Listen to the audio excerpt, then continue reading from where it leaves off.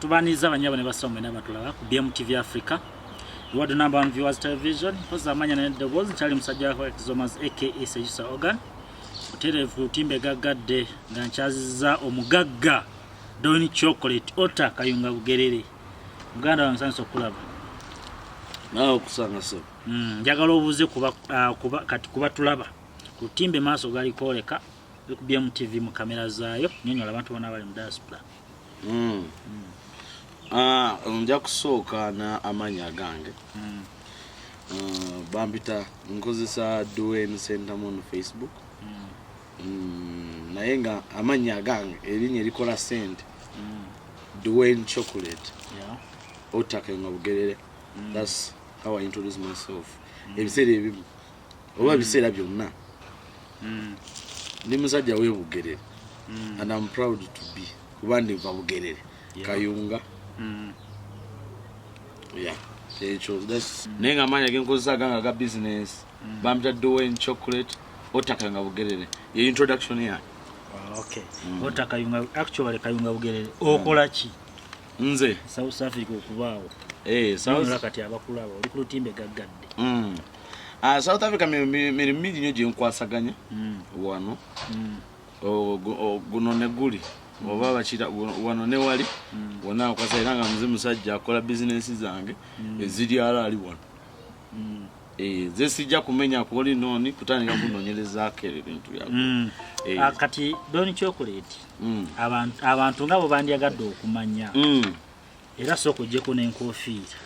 Abantu baagala kumanya kikyo. Dowen Chocolate okola mulimo ki South Africa okubaawo. Soko jeko enkofiira abakulaba n'abawuliriza baagala okumanya who is Dowen Chocolate. Dowen Chocolate yono ye musajja yatiriga olugendo nave kayunga bugerere nasala sezibwa naje South Africa okunoonya sente. Okay.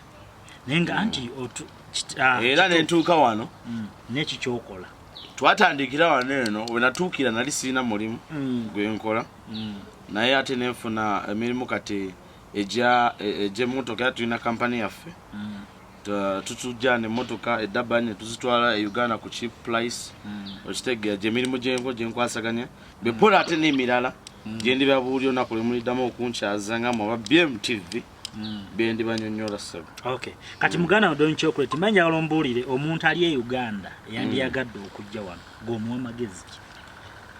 Omuntu ali e Uganda bantu bannyo baagala okujja wano.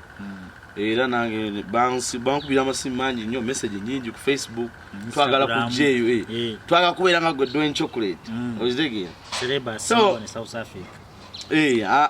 Amagezi genyinza okuwa omuntu ayagala okujja si wabi wano okujja naye zote abamu ffe twasanga obuzibu okujja eno nga tumaye tugenda kujja tunoge sente ku miti kubanga tulabye Ivan ali kuli eri ajoga ayina sente bwe munaleeta 10 wano South Africa agiyenogere ku sente ezitaaliwo okitegeera kati njagala otegeeza omuna Uganda ng'oli eyo oli muvubuka oli musajja mukulu oya kujja South Africa kubanga oyinawo nga oyina kaliya obanga wasomako kuba waneno ng'osomyeko ebintu bikwanguyira nnyo omuntu ng'osomyeko ng'oli Uganda wano bikwanguyira nnyo wojja waneno aho basomesa bani otege abantu banyi nnyo wano bano bankuba buttayimbwa bote bajja kukola wano tojja kusala watu ena gojja kakuba Ebulaya teba buttayimbwa era bujja kubeera eyo bujja kubeera eyo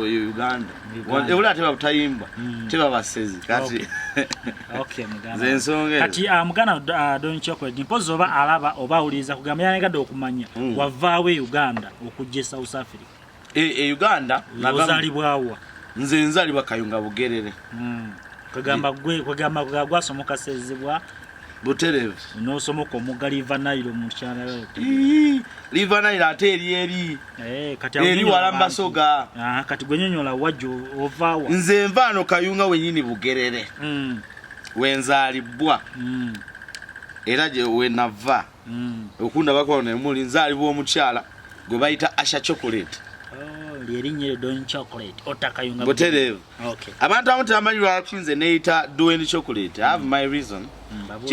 Kyenyinza okusharinga nammwe olwaleero. Erinnya chocolate eyo lye neeyita lya mukadde wange nzaala omukadde omukazi. Asha Namubiru Chocolate. Mchala no wa mamba. Mchala wa mamba ababira bajjajja. Akati mchala yanzala ate nzalibwa omwami gwe bayita Nyanzi Shagafu. Abasinga bati bampulira nkonjoga kutaata wange njogera ku ki mama wange. Ensonga eriwo Nyanzi. Ensonga eriwo wachita Nyanzi. Kyenjagala okira oba okubuulira abantu sikyogera mu bubi oba nkyogera mu ki. Wabula tuba n'abazadde ate tubako n'emikwano. Kati chocolate chali wange.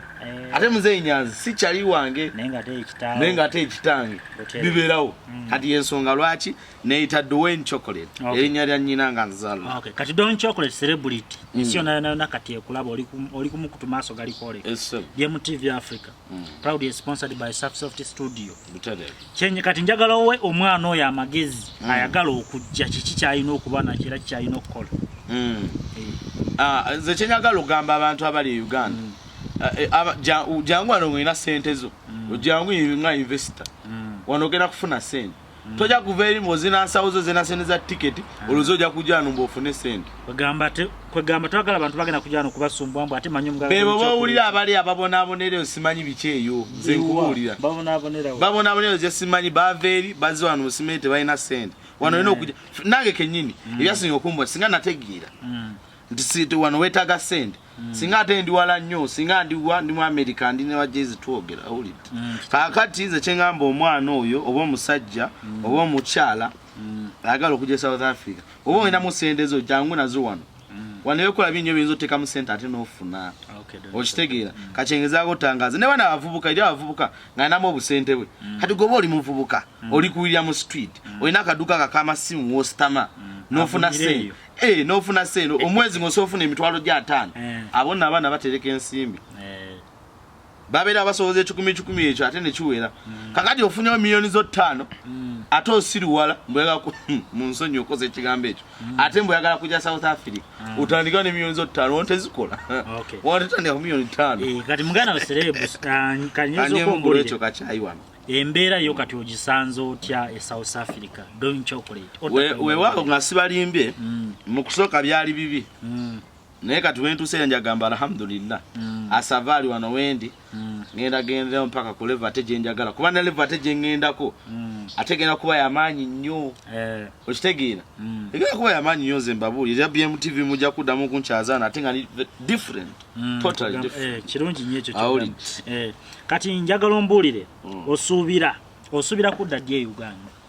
Uganda? December ndina okubeera ali Uganda. Kati nyo abantu tulabye by the days of Kacha nga akoze shush party.